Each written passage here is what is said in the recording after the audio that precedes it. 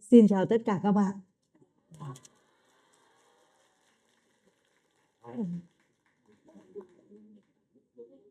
Thật ra hôm nay mình rất là vui, rất là hạnh phúc khi được đứng đây chia sẻ với các bạn. Ở đây đa phần là các bạn trẻ. Một số những cái kinh nghiệm, những cái nhận thức, những cái quan niệm về cuộc sống mà mình đã trải qua. Ở đây các bạn đã xem những cái bộ phim mà mình đám chừng. Xem phim xong thì có cảm giác như là những khán giả mà gặp mình ngoài đường ấy là bảo là cô xem xong cô thì con sợ lắm, con sẽ không bao giờ lấy chồng nữa. Các bạn có cảm giác đó không? Đấy là trong phim phim gì nhỉ? Sống chung với mẹ chồng. Nhưng mà đến phim gia đình mình vui bất thình lình thì cái cảm giác đấy còn không? Đúng rồi.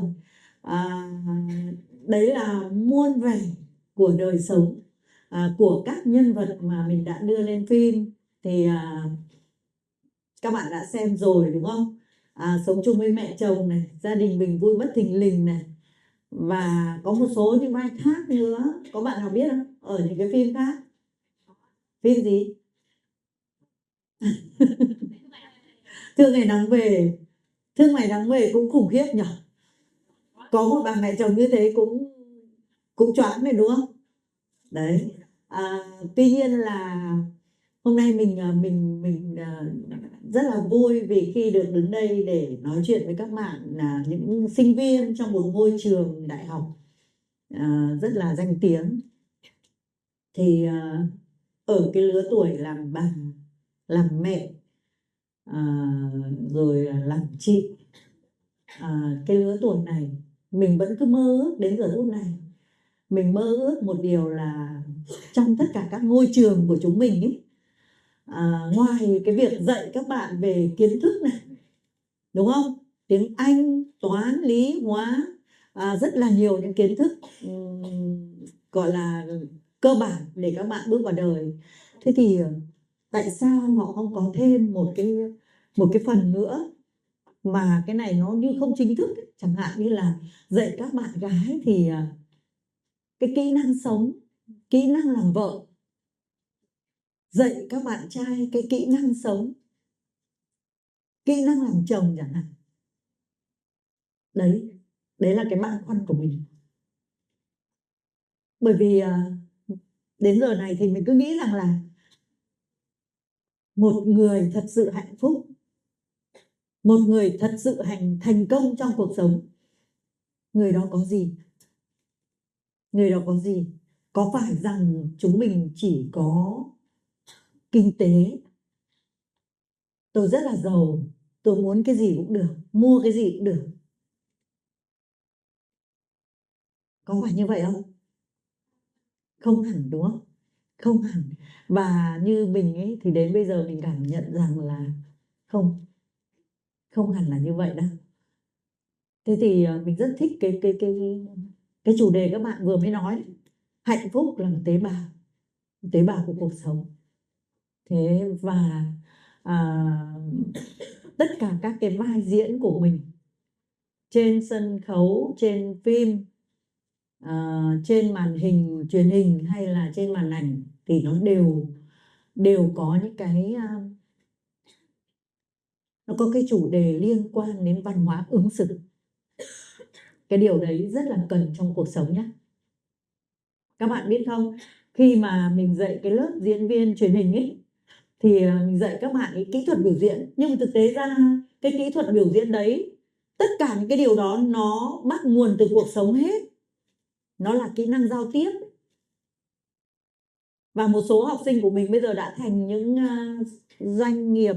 Các bạn ấy thành công lắm. Xong bảo cô biết không, khi mà em đi làm việc với đối tác nhé, em cứ ứng dụng cái bài của cô ra, chẳng hạn như là các cái đơn nguyên về kỹ thuật biểu diễn chẳng hạn, tưởng tượng này là em ở nhà em đã tưởng tượng xem là đối tượng em đến đây nói chuyện hôm nay là người như thế nào.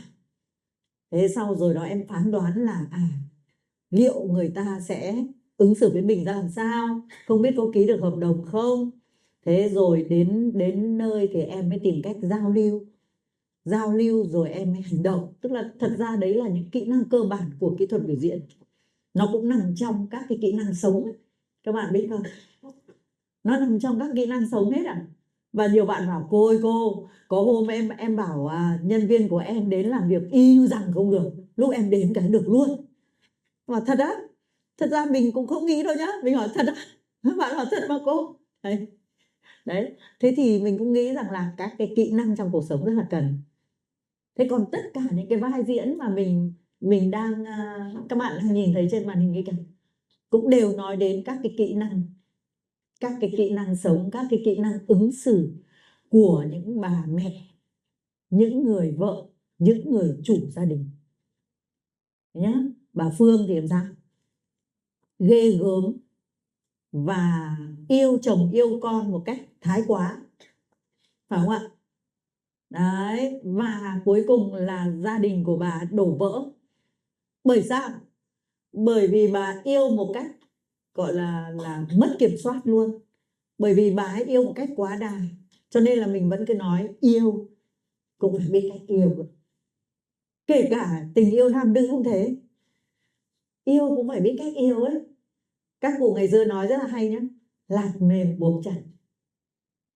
Đấy, các cụ rất là hay, các cụ bảo là mềm như là nước. Nhưng mà nước có mạnh không?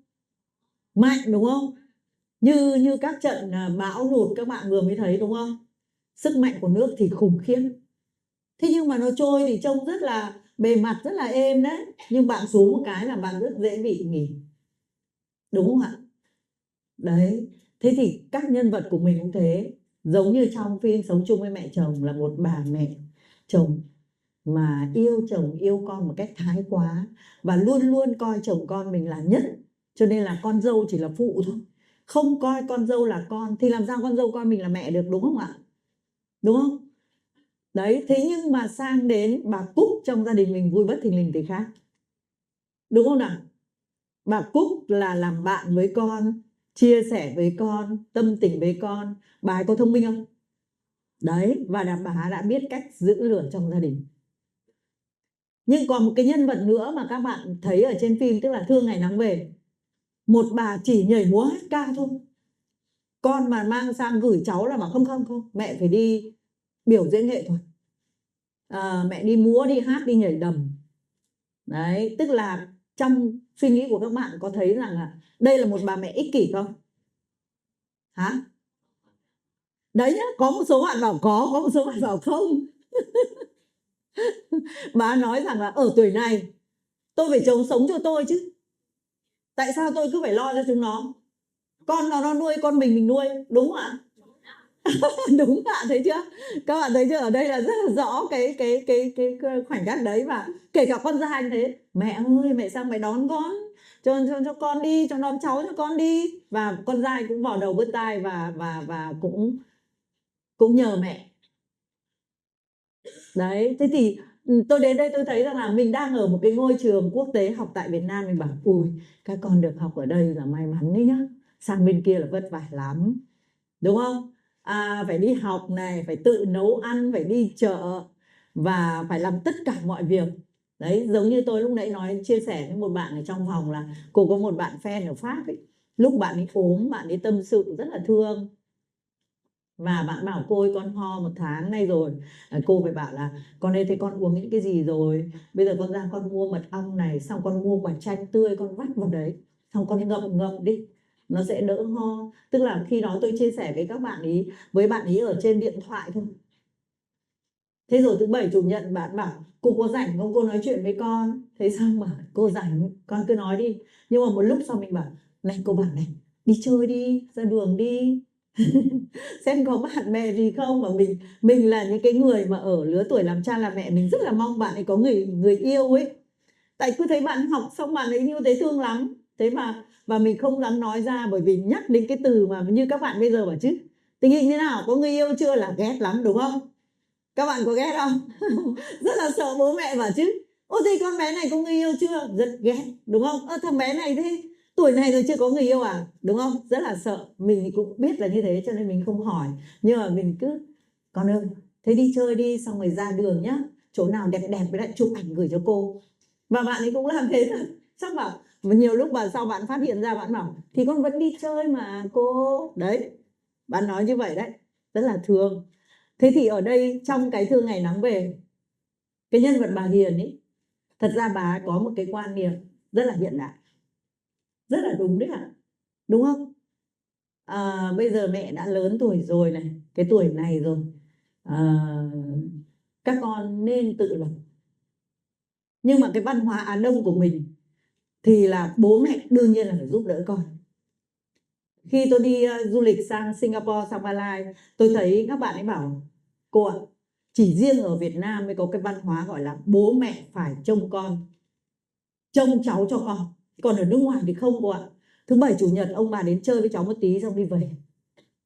Nhưng ở Việt Nam là đương nhiên như vậy. Thế khi đưa cái nhân vật này lên hình, tất cả các nhân vật, các bộ phim mà chúng ta xem nó đều bắt nguồn từ cuộc sống. Thì muốn đưa ra một cái điều để chúng ta cùng nhìn nhận xem đâu là đúng, đâu là sai. Đấy. Ở đây chúng ta không phân biệt, nhưng có điều làm sao để trung hòa, để bố mẹ cảm thấy vui, không cảm thấy bị áp lực, và con cũng có thể đi làm việc được. Các bạn có nhất trí là chúng mình cùng chia sẻ với bố mẹ về vấn đề đó không? Đấy.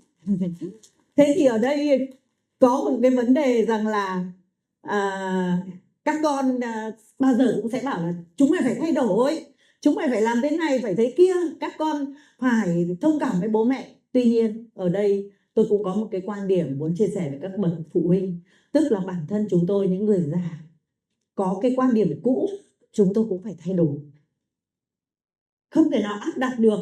Giống như bà Hiền ấy, mẹ con phải đi nhảy đầm, mẹ phải sống cho mẹ. Làm sao để trung hòa, làm sao để con chia sẻ với mình một cách nhẹ nhàng nhất, điều đấy mới là quan trọng. Đấy, để xây dựng được hạnh phúc gia đình thì các cụ ngày xưa có cái câu gọi là người phụ nữ là người giữ lửa. Tuy nhiên tôi rất thích cái câu mà mọi người trước đây trong một cái cuộc thi hoa hậu nào đó cách đây khoảng 30 năm, trên 30 năm, lúc đấy tôi còn con gái, tôi thấy cái cô bé cô trả lời rằng hạnh phúc là một cái cây nhỏ mà chúng ta cần phải tưới tắm mỗi ngày. Nhưng cái điều đấy không phải chỉ dành cho một người, cả hai người cùng phải tưới tắm. Tại một người cứ vun trồng và một người cứ phá thì cái cây nó có lớn được không? Đương nhiên là không rồi, đúng không? Đấy, thế thì ở đây các nhân vật của tôi ở trong phim nó đều xuất phát điểm từ đời sống. Tại sao các bạn thích nó? Bởi vì nó rất gần với cuộc sống của chúng ta ở ngoài đời. Đấy, nó rất gần với cuộc sống của chúng mình ở ngoài đời. Và tôi cứ mơ ước, tôi qua những cái bộ phim, qua những cái nhân vật, qua những cái năm trải nghiệm trong cuộc sống, đến bây giờ, đến giờ phút này tôi vẫn cứ đau đáu một điều. Như ngày xưa tôi nói là mẹ tôi hay mắng là chứ mày mà như thế này sau này về nhà chồng người ta chửi bố cho mà nghe. Các cụ ngày xưa là toàn hay chửi như thế. Thế rồi thí dụ như là khi tôi bê một cái chồng bát mà cả một cái chồng bát nó lao xuống đất, vỡ mất 6-7 chiếc. Thế là cụ bảo chứ ta lấy cái đũa cả ta ghè nó mày một cái bây giờ. Thế này về nhà chồng sau này thì người ta lấy lá chuối người ta dắt, người ta giả về. Đấy, nhưng mà thực ra là các cụ đang dạy kỹ năng làm vợ. Đấy, và dạy kỹ năng làm chồng cho những đứa con của mình. Giờ đây thì chúng ta đang sống trong một xã hội hiện đại. Đấy, ai cũng bận rộn. Các bậc làm cha làm mẹ thì cũng bận rộn. Đôi khi không có thể hướng dẫn hết được cho chúng ta. Cho nên mới có cái tình trạng là các bạn rất là dễ đổ vỡ. Rất là dễ đổ vỡ. Và cái hạnh phúc sau này khi các bạn ra đời, các bạn đi làm, kiếm được một đồng lương rất là cao. Thế nhưng mà các bạn bảo là không, như thế là thoải mái rồi, cháu thích. Và cháu có thể làm mẹ đơn thân, rồi là làm ông bố đơn thân. Cháu tự nuôi được cháu thấy thế là hạnh phúc. Nhưng với những người làm cha làm mẹ như chúng tôi nhìn thì vẫn thấy nó có một cái gì đó rất là xót xa. Cảm giác nó không được trọn vẹn. Bởi vì đến cái tuổi như tôi bây giờ tôi cứ nói là ôi mẹ rất là sợ. sau này phải vào nhà dưỡng lão mà không có đứa nào bên cạnh, bởi vì tôi đang sống với bà mẹ tôi là năm nay 90 mấy tuổi. Thì tôi rất là hạnh phúc khi mà đi về xong rồi bà vẫn còn ở nhà, xong bảo ăn cơm đi con, hôm nay có thịt kho tàu đấy. Cái cảm giác yêu cực kỳ các bạn ạ, đáng yêu cực kỳ ấy, và cảm thấy mình rất là hạnh phúc, rất là hạnh phúc đấy. Và gia đình của chúng tôi đang sống là gia đình 4 thế hệ. Thế thì rõ ràng là thế hệ nào cũng phải nhường nhau một chút, tức là chúng ta có sự chia sẻ đấy, có sự chia sẻ thì cái hạnh phúc đấy nó mới bền được đấy. Bà nhá rất là hiện đại. Bà nhà tôi là năm nay 92 tuổi nhưng mà đi xe ôm về đến cửa thì cái anh xe ôm anh ấy rất là tốt, anh bảo bà ơi cháu lấy bà 30. Không, tôi giả anh 50. Cụ có cái văn hóa mà không hiểu tại sao cụ biết là cụ sẽ phải tip thêm cho cái anh ấy. Và thí dụ như những nhà khác thì bảo là nếu con cái đi về mà không ăn cơm thì là bao giờ bị mắng. Này nhá, tôi đã nấu cơm rồi mà không ăn ế như thế là sau này là cơm nguội các thứ đổ đi. Nhưng cụ 92 tuổi cụ vẫn thoải mái, thôi đến chiều mẹ hấp lại mẹ ăn đấy. Thế hệ đi trước chúng ta còn tự thay đổi, đừng nói là chúng mình. Cho nên là nếu như chúng ta trung hòa được thì cuộc sống của chúng ta nó sẽ êm ái lắm. Và tôi cứ thấy rằng là trong cuộc sống mà mình cứ vui vẻ thì mọi thứ nó qua rất là nhẹ nhàng. Thật ra ai cũng khó khăn hết, cuộc sống ngoài kia nó đầy chông gai, con đường của chúng ta đi nó đầy ổ trâu ổ gà, đầy những các cái sự khó khăn. Nhưng mà chúng ta có tránh được không? Không tránh được. Bởi vậy chúng ta phải vượt qua. Nếu muốn vượt qua thì chúng ta cần phải có gì? Có năng lượng tích cực. Khi mà bạn mệt mỏi, bạn uể oải, bạn đau khổ, bạn mất hết năng lượng, bạn có vượt qua được không? Chắc chắn là không. Hoặc là có vượt qua thì sẽ rất khó khăn. Chính vì thế mà cái năng lượng tích cực nó rất cần trong cuộc sống của chúng ta. Chúng ta lấy năng lượng đó ở đâu? Ở những người xung quanh chúng mình, ở sự yêu thương của những người xung quanh. Mỗi người một chút thôi. Cho nên tôi nói là cái giờ phút này tôi đứng ở đây với các bạn không phải là tôi thành công, mà tôi đã có một tập thể bao nhiêu người giúp tôi. Tôi đi quay phim thì là tôi đang gửi con cho bà chị, hoặc tôi để nhà cho cháu. Còn tôi bây giờ tôi có thể mang sang ông bà ngoại. Thế là tôi nhờ được rất nhiều người. Rõ ràng là cái cuộc sống của tôi biết lợi dụng sức mạnh tập thể. Sức mạnh tập thể các bạn ạ. Đấy, người ta bảo cái gì nhỉ? Đi một mình thì đi được xa đúng không? Có phải không? Đi nhanh, đi một mình thì đi được nhanh. Còn đi gì? Đi nhiều người mới đi được xa. Mình thấy câu đấy đúng cực, rất là đúng luôn ý. Như bản thân tôi là tôi thấy rõ ràng tôi chẳng bao giờ tôi đi đâu một mình. Một mình không làm được cái gì. Chưa kể là đóng một cái vai diễn đấy các bạn thấy thành công nhá. Nhưng mà không phải đâu. Đó là cái sự góp sức của cả một tập thể đoàn phim. Một đoàn phim nhẹ nhất có khoảng 30 người. Còn những cái đoàn phim lớn như cái phim Hạnh Phúc Bị Đánh Cắp này, rồi là Cây Táo Nở Hoa là 60 người các bạn. Là ít nhất, còn có hôm là 80 người. Phim Đi Về Phía Lửa các bạn đang xem VTV, tức là có những cái cảnh quay gần 200 người. Nó mới tạo lên một cái bộ phim hoành tráng như thế đấy. Không phải một mình đâu, mình tôi chả làm được cái tích sự gì cả. Thật ra không có cái tài gì, nhưng mà mình khôn là mình lợi dụng sức mạnh tập thể. Nhờ mỗi người một tí, mỗi người giúp một tí. Đấy, cho nên là mới thành công được.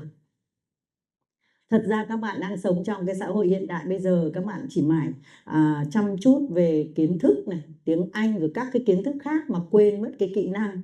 Thì tôi có một cái điều mong muốn tôi muốn chia sẻ với các bạn, bởi vì chính cô giáo của tôi dạy cấp 3 đã nói là Hương ạ, cho con cái học ít thôi. Nuôi nó đầu tiên là mạnh khỏe đã con ạ. Mày bắt nó học ít thôi. Xong mỗi chú bà ấy nó đang lười nhưng bà bảo con thế, bà buồn cười rồi. Thế tại sao ngày xưa bà cứ bắt con học? Bà bảo thì ngày xưa tao bắt chúng mày học, nhưng mà mày thấy không, những cái kiến thức đấy ấy, bây giờ nó không quan trọng bằng các cái kỹ năng. Bà nói rất là đúng luôn, các bạn biết không? Thế cho nên là mình học lấy kiến thức nhưng đồng thời phải trau dồi cái kỹ năng sống, cái kỹ năng ứng xử quan trọng. Bạn sẽ thành công hay không là ở cái kỹ năng ứng xử. Giống như bạn đóng được một bộ phim này rồi, đạo diễn người ta lại mời bạn bộ phim tiếp theo, người khác lại mời bộ phim tiếp theo, tức là bạn làm việc rất là tốt. Và không chỉ tốt về kỹ thuật biểu diễn đâu nhá, có nhiều bạn diễn cũng rất là tốt. Tuy nhiên trong quá trình làm phim thì các bạn ấy có tính cách này, tính cách kia, giống như các bạn nói là gì nhỉ, ngôi sao rồi chảnh rồi cảnh vẻ này, rồi đi sớm về muộn các thứ. Thế là đóng hay rồi thì phim sau đạo diễn tạm trả, phải không ạ? Đấy, cho nên các bạn ở đoàn phim cũng bảo trời ơi cô đi đến đâu là vui đến đấy, bởi vì tôi thấy là phải vui thì mới làm việc được. Cái nghề của chúng tôi là cái nghề làm việc bằng cảm xúc, nếu mà không vui thì không làm được đâu các bạn ạ. Đấy, cho nên quan điểm của tôi về hạnh phúc, cái từ đó nó không mang tính cá nhân nhé, mà nó mang tính tập thể. Ví dụ bây giờ bạn tự làm một cái gì đấy, bạn tự thành công, bạn tự ngồi ăn một mình, bạn bảo tôi đang hạnh phúc lắm, đó có phải là hạnh phúc không? Có trọn vẹn không? Tôi nghĩ là hạnh phúc bao giờ nó cũng mang tính tập thể, ít ra là hai người. Mẹ tôi khiến tôi hạnh phúc. Tôi hạnh phúc vì tôi thấy mẹ tôi vui. Tôi hạnh phúc vì hôm nay tôi được đứng trước biển. Thế thì tôi có cả biển cả đằng trước.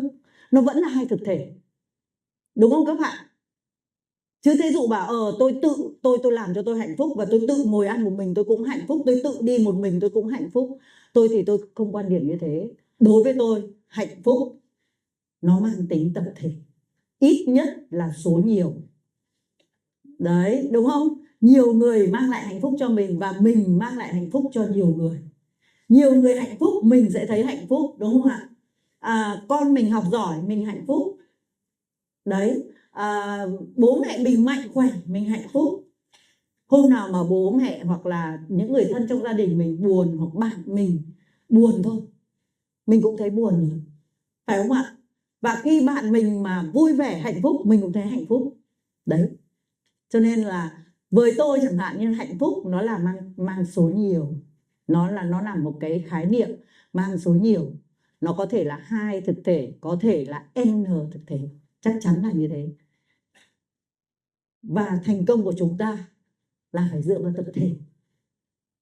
Làm sao mà chúng ta lợi dụng được sức mạnh tập thể, biết ứng dụng nó và biết biến nó thành sức mạnh của cá nhân mình, chúng mình sẽ thành công. Chúc các bạn thành công.